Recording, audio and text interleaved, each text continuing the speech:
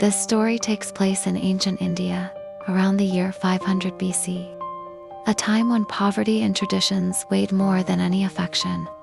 In many villages, when a child was born, a girl, it meant an uncertain and costly future for one day. A dowry would have to be paid so she could marry.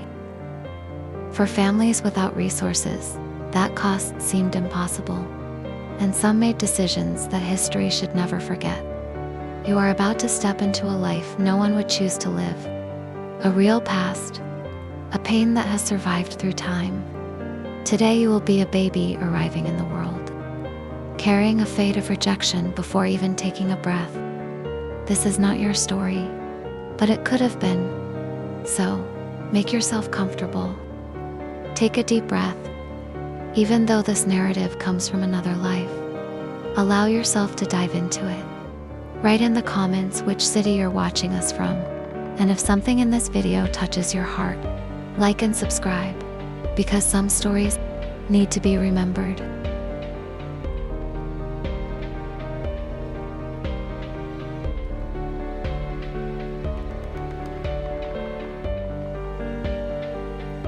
You are born late at night, wrapped in the warm mantle of birth, but the air around you carries no song, no smile, only a thick silence and the heavy breathing of your mother. Outside, the village sleeps. Inside the mud and thatch hut, a fate begins to take shape, not out of malice, but out of despair. You were born a girl, and here, that means being born with a weight the family cannot bear. Poverty is an ancient fever that runs through rural India. The harvests have failed, water is fought over between cattle and people. There are no resources to welcome another mouth, and yet, they take you far away, where the cold ground waits not to honor a passing, but to prevent a beginning. Your father digs without saying a word. Your mother averts her gaze. It is a shallow grave, in a secluded corner of the village. The cloth covering you still holds the warmth of your body when they leave you there. You breathe, but they wish the world would not hear. A girl's cry is dangerous. It stirs pity, and pity is costly. The soil touches your face like a freezing weight. Your movements are fragile. Your small body curls against the cold. In that moment, your worth is measured in sacks of rice and liters of milk, and deemed far too low. But someone hears. An old woman, with deep eyes and hands marked by life, gathers firewood in the surrounding area. She follows.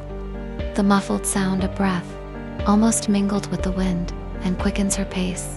She digs with nails and stones, making space in the earth as if undoing an unjust fate. When she finds your small body, covered in dust and fear, she realizes there is still life. Without asking permission, she takes you with her. She hides you from the world.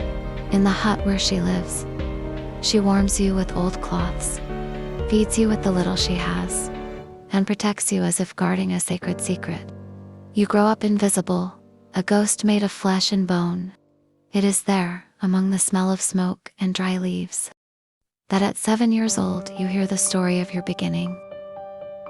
They took you away because of poverty, girl, because loving you, for them, would mean dying faster. You do not understand everything, but you feel it, and that is enough. The nights are long, the day is slow. You learn to walk on tiptoe, to breathe like a shadow. The old woman teaches you to recognize the sound of snakes, to gather leaves without making a noise, to keep away from strangers. She always repeats, a girl who lives too much attracts bad fate. Over time, you ask, why don't I have a name? Why can't I go out? Why don't I see other girls?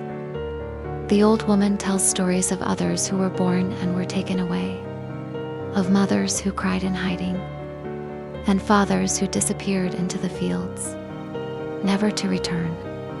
Sometimes, you dream of the cold earth. You wake feeling the imaginary weight on your face. You touch your own skin to make sure you are still there. You learn to silence even your own fear.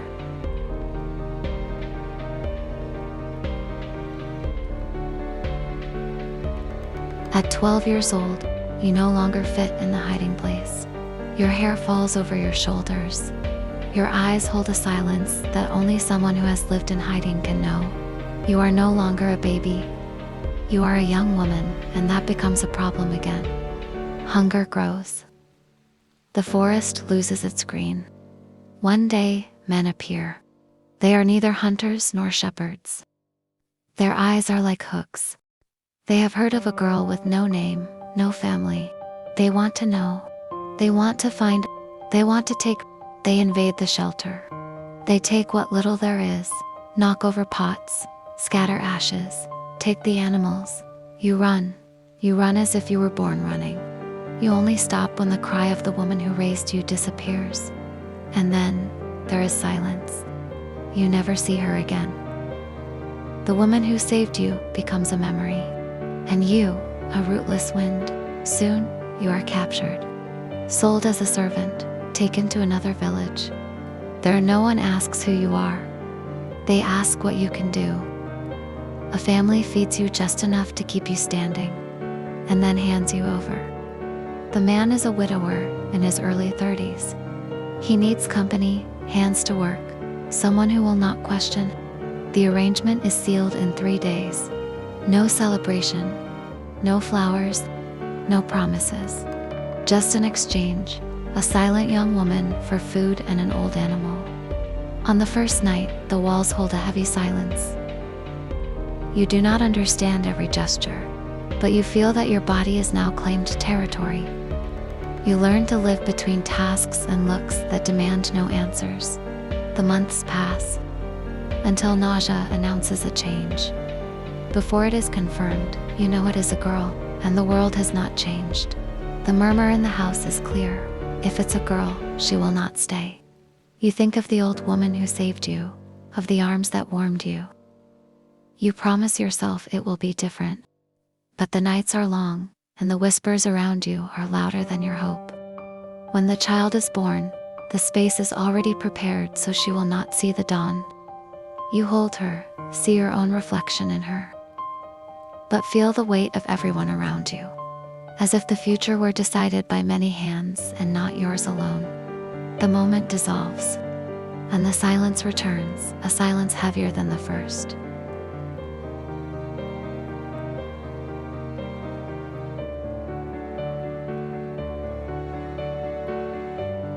The years passed like a slow, heavy river. You aged before your time, marked by silences that never dissolved. Life spared you nothing. Your husband was gone in a harsh winter, leaving more debts than memories. Your son grew up, married, and left to live with his wife's family, returning only for rare, brief visits. To survive, you cling to what little remains. You mend baskets to sell at the market, offer to grind grain in neighboring houses, and care for a thin goat whose milk you trade for handfuls of rice. It is a life of exact accounts, enough to go on, never enough to rest. One late afternoon, on your way to the well with an empty basket on your back, you pass through a remote field. The low sun stretches shadows across the ground, and a movement in the distance catches your eye. 2 figures bent over freshly. Disturbed earth, moving quickly, almost furtively.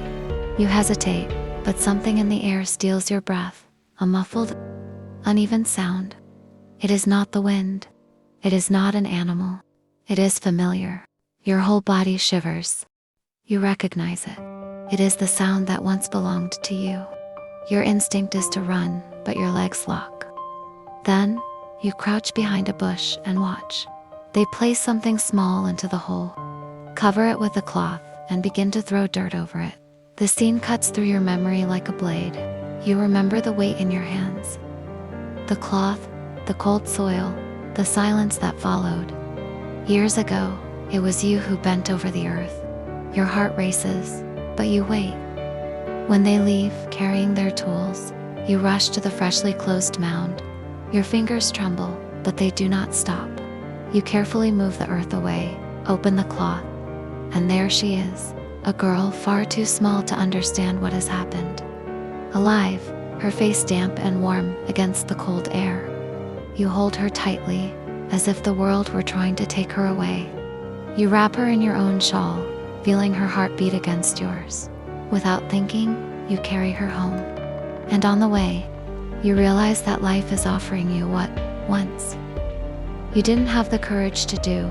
Break the cycle. The days that follow are days of vigilance.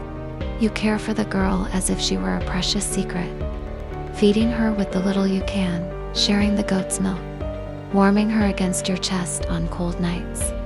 As you watch her sleep, you understand that you cannot give back what you took from your own daughter, but you can keep another child from being erased from the world before she lives.